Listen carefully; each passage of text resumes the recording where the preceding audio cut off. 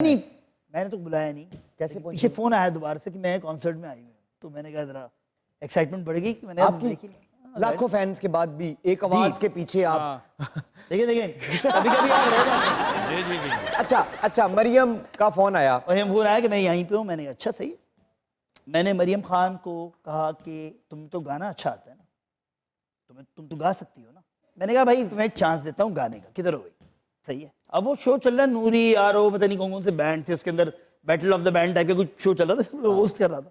तो मैंने कहा एक नया टैलेंट आएगा और वो आती हैं स्टेज पे। अभी आपने उनको देखा नहीं हुआ? मैंने कभी नहीं देखा। लेकिन गाने तो सुने होंगे ना उनसे फोन पे? हाँ, फोन पे तो फोन पे सुनते थे। गीतमाला चलती थी। अच्छा फिर हो ये अच्छा तो भाई मैंने अच्छा मुझे पहले स्टेज में